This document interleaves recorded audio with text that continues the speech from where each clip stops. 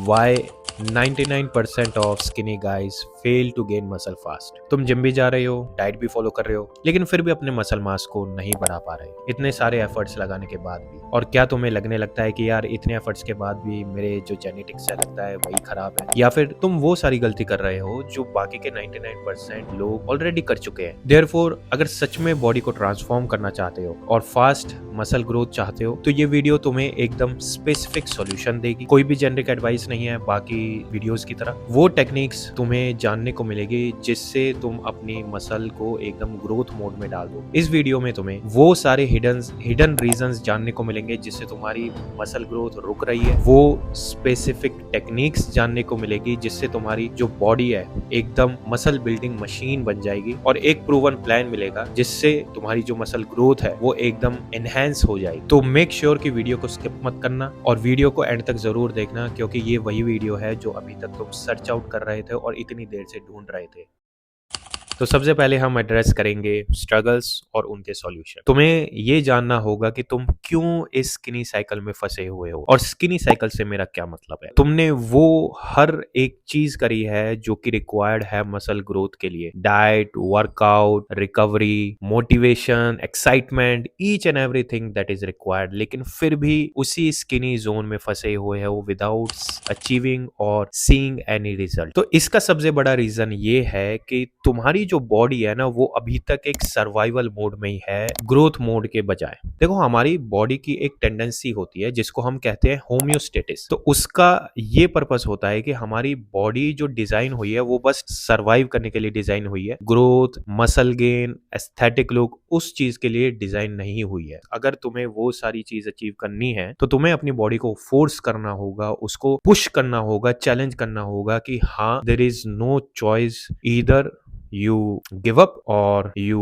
Gain muscle. तो इसको achieve करने के लिए तुम्हें 3 सबसे बड़ी मिस्टेक्स को एड्रेस करना होगा जो कि आज ही तुम बंद करोगे, अभी से ही बंद करोगे, जो कि तुम्हें मसल को ग्रो करने में रोक रही हैं। मिस्टेक नंबर 1, तुम अपनी बॉडी को ग्रोथ सिग्नल दे ही नहीं रहे हो। ग्रोथ सिग्नल से मेरा क्या मतलब है, तुम वही वेट बार बार किए जा रहे हो जो तुम ऑलरेडी काफी हफ्ते पहले कर चुके हो अचीव। और उससे हो क्या गया है कि बॉडी ने वो चीज अडेप्ट कर लिया और तुम उसको कोई भी रीजन या फिर कोई भी एक चैलेंज नहीं दे रहे हो जिससे वो उस एडेप्टिव जोन को छोड़े और नए जो वेट जो तुम बढ़ाओगे उसको अचीव करे। तुम्हारा गोल ये होना चाहिए कि मैं हर हफ्ते कुछ ना कुछ इंक्रीमेंट करूंगा। वो या तो वेट में हो सकता है या वो रेप्स में हो सकता है। अगर मैं वेट पे बार बार फेल करे जा रहा हूँ, सेम वेट लग रहा है, तो मैं रेप्स में इंक्रीज करूंगा, जिसको हम कहते हैं प्रोग्रेसिव ओवरलोड। इसको तुम कैसे अचीव कर सकते हो, एग्जाम्पल के तौर पे समझते हैं कि हम 40 किलो की बेंच प्रेस कर रहे हैं, तो उसमें हमें 2.5% की इंक्रीमेंट करनी है। मतलब 5 kg, मतलब 10 किलो। जैसे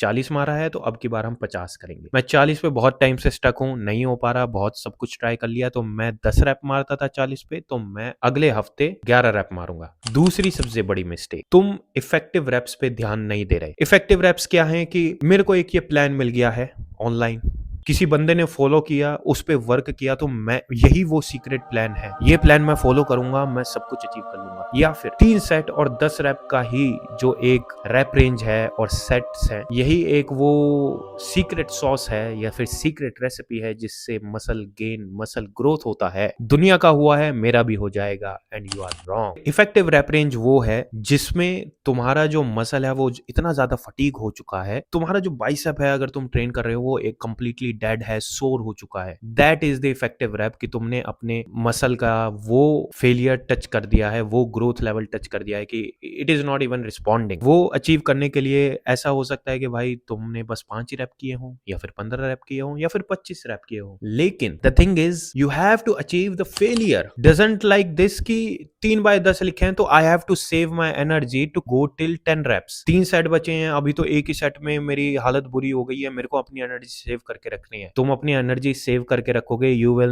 never going to see any growth. तीसरी सबसे बड़ी mistake, you are missing your anabolic window. तुमने अपना वर्कआउट किया और वर्कआउट करने के बाद ही मैं तो हूं स्किनी तो मेरे को क्या है, खाना है। क्या खाना है नहीं मतलब है, सब कुछ खा लेना है। बाहर गए, कुछ भी कूड़ा ठूस लिया, मोमोज मिले, ये मिला, उसने वो बोला वो भी खा, खा बस खा। भाई कुछ भी खाओगे मसल कोई ग्रो नहीं होगा, बस फैट बढ़ेगा। और फैट बढ़ाना है वैसे ही बढ़ जाए, उसके लिए इतनी मेहनत मत करो। अपना बैठो, मिठाई रसगुल्ले जो भी है अपना घर बैठे बैठे खाते रहोगे, वैसे ही बढ़ जाएगा। मसल ग्रो करना है तो ये जो तुम्हारा एनाबॉलिक विंडो होता है पोस्ट वर्कआउट में 30 मिनट का, उसमें हाई प्रोटीन या फिर न्यूट्रिएंट रिच एक मील लो। तुम्हारा जो मसल होता है ना उस टाइम फ्रेम में पूरे दिन में सबसे ज्यादा उसको हंगर जोन में होता है कि तुम एकदम से उसको प्रोटीन दोगे वो एकदम से एब्जॉर्ब कर लेगा। और जिससे होता क्या है कि जो एक फूड है या फिर सोर्स है उसकी बायो अवेलेबिलिटी बढ़ती है। अब बायो अवेलेबिलिटी क्या होती है? हमारी मसल की एक टेंडेंसिटी होती है या फिर एक कैपेसिटी होती है कि एक फूड में से, सोर्स में से न्यूट्रिएंट्स को एब्जॉर्ब करना। तो वो जो पावर होती है muscle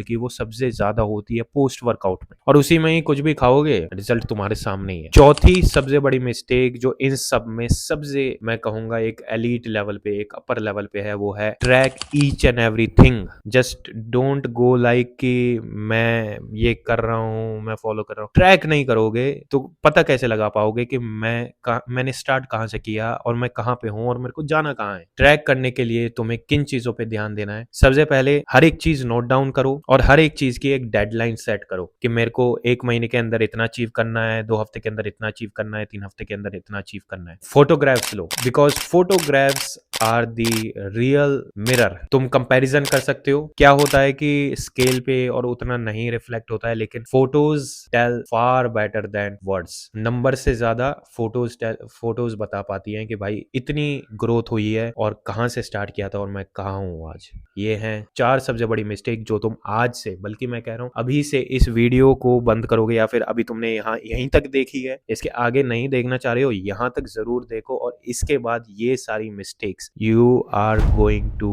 eliminate these mistakes now. अब तुम जानोगे वो प्रूवन प्लान जो कि तुम्हारी मसल ग्रोथ को और भी ज्यादा एनहेंस कर देगा। तो इस प्लान को फॉलो करने के लिए हमें 2 स्टेप चाहिए। वैसे तो 3 स्टेप थे, लेकिन मैंने 2 स्टेप में ही कंपाउंड कर दिया है। पहला स्टेप पावर कंपाउंड रूटीन को फॉलो करना है। पावर कंपाउंड रूटीन क्या है? 30 दिनों के लिए ये 5 से 6 एक्सरसाइज ही करनी है, और कौन से दिन पे कौन सी एक्सरसाइज करनी है उस पे भी हम आ रहे हैं। लेकिन सबसे पहले ये जानना जरूरी है तुम्हें कि कौन कौन सी एक्सरसाइज को इंक्लूड करना है। पहली bench press, squats, deadlift, pullups and rowing. तो मतलब एसबीडी को फॉलो करना है। और कौन से दिन में कौन सी एक्सरसाइज करनी है? डे 1 में करनी है push means bench press and overhead press, day 2 में करना है पुलअप्स और रोइंग, और डे 3 में करने हैं लेग्स, स्क्वाट्स और डेडलिफ्ट, मतलब पुश पुल लेग स्प्लिट। ये हमारा रहेगा। और 30 दिनों के लिए यही एक्सरसाइज करनी है। कोई बाइसेप की एक्सरसाइज, कोई ट्राइसेप की एक्सरसाइज, चेस्ट की isolation movement, cable crossover, no. Bench press, overhead press, squats, deadlift and pullups.